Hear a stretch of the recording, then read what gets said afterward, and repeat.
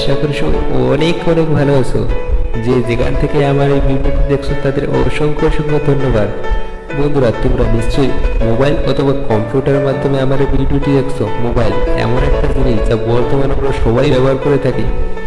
একদিন মোবাইল না ব্যবহার করলে যেন আমাদের দিন চলে না। কিন্তু বন্ধুরা, তোমরা কি জানো এই মোবাইল কিভাবে আবিষ্কার হয়েছে? অতীতে এই মোবাইল ফোন দেখতে কেমন ছিল? এর আবিষ্কারককে বা কোন সময়ে এটার প্রথম খোঁজ ওঠে? তোমাদের মাথায় কখনো না কখনো এসব চিন্তা ভাবনা তো অবশ্যই এসেছে।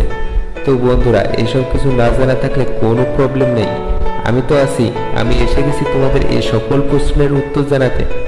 তো বন্ধুরা, এই সকল কিছু জানতে চাইলে ভিডিওটি শেষ পর্যন্ত দেখবে।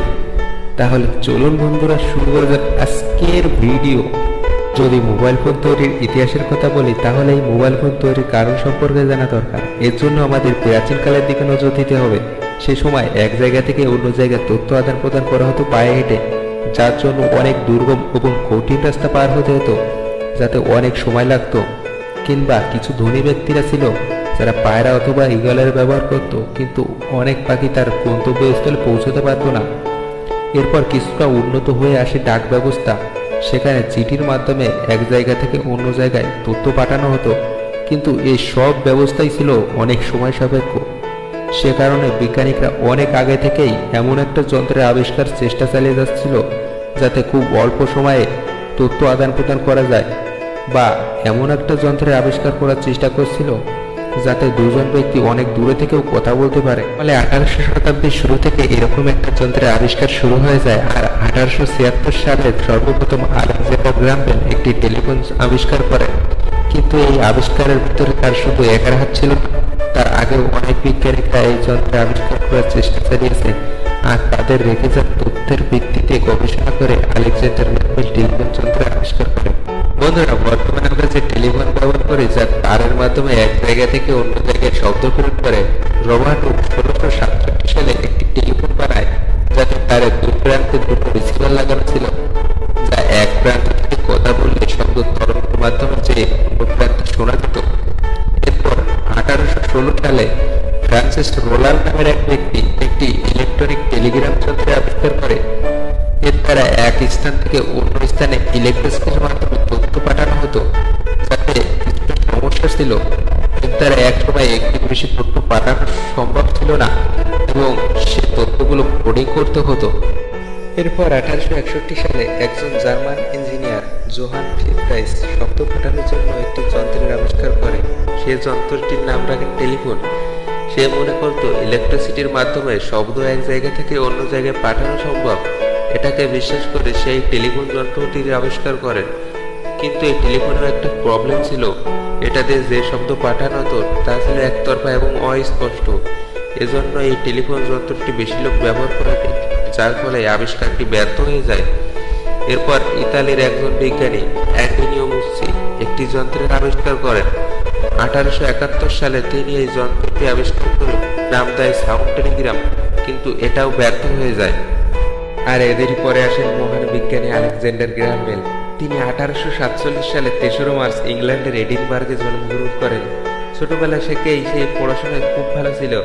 মাত্র 13 বছর বয়সে গ্র্যাজুয়েট কমপ্লিট করে নেন। আলেকজান্ডার গ্রাহাম বেলের মা ও স্ত্রী দুজনেই বধির ছিল। এ কারণে তার শব্দ তরঙ্গের ব্যাপারে একটু বেশি আগ্রহ ছিল।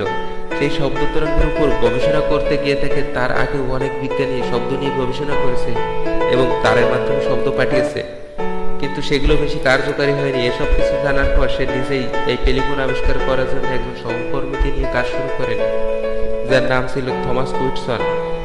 তারা কিছু বছর যাবৎ এই টেলিফোন আবিষ্কার করার জন্য কাজ করছিল, কিন্তু সফল হচ্ছিল না। আলেকজান্ডার গ্রাহাম বেল 1876 সালে 10 মার্চ অন্যদিনের মতন তার ল্যাবরেটরিতে কাজ করছিল ও তার সহকর্মী থমাস উইটসন উপরে দোতলায় কাজ করছিল। এমন সময় আলেকজান্ডার গ্রাহাম বেলের পায়ের উপর অ্যাসিড ঢেলে পড়ে যায়। সে তার সহকর্মীকে ডাক দেন। তার সহকর্মী থমাস উইটসন তার পাশে রাখা একটি যন্ত্রের মাধ্যমে আলেকজান্ডারের আওয়াজ শুনতে পান। আর এরপর যেটা ঘটলো সেটা তো ইতিহাসের পাতায় অমর হয়ে গেছে। তখন তারা বুঝতে পারল তাদের আবিষ্কারটি সফল হয়েছে। এরপর আলেকজান্ডার গ্রাহাম বেল 1877 সালে টেলিফোনের পেটেন্ট করিয়ে নেন এবং একটা কোম্পানি খোলেন, যা বর্তমানে AT&T নামে পরিচিত।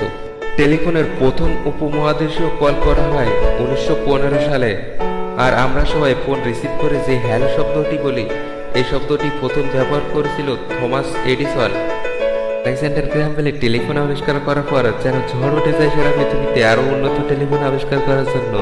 এই পর্যন্ত তো জানলাম আমরা টেলিফোন আবিষ্কারের ইতিহাস। চলুন টেলিফোন থেকে বিকশিত হয়ে যে মোবাইল ফোন তৈরি হয়েছে তার ইতিহাস জানা যাক। 1973 সালে মার্টিন কুপার নামের এক ব্যক্তি সর্বপ্রথম এই মোবাইল ফোনের আবিষ্কার করেন। আর মার্টিন কুপারকে আধিক্যভাবে মোবাইল ফোনের জনক বলা হয়। মার্টিন কুপার 3 এপ্রিল 1973 সালে প্রথম সারা পৃথিবীর কাছে মোবাইল ফোন দিয়েছিল, যার ওজন ছিল প্রায় 2 কেজি। আর এরপর 1983 সালে জাপান নতুন হ্যান্ডসেট মোবাইল ফোন তৈরি করা শুরু করে। আর বন্ধুরা, বর্তমান আমরা যে স্মার্ট মোবাইল ব্যবহার করি, এগুলো সম্পর্কে আর তোমাদের আমার কিছু বলার নেই। এটা সম্পর্কে আমার থেকে হয়তো তোমরা বেশি জানো। তো বন্ধুরা, আজকে এই পর্যন্ত। সবাইকে সুস্থ কামনা করে আজকের ভিডিও আমি শেষ করছি। আর ভিডিওটি যদি ভালো লেগে থাকে তাহলে অবশ্যই লাইক, শেয়ার এবং কমেন্ট করবেন। আর হ্যাঁ, সাবস্ক্রাইব করতে ভুলবেন না। তো সবাই ভালো থেকো, বাই বাই।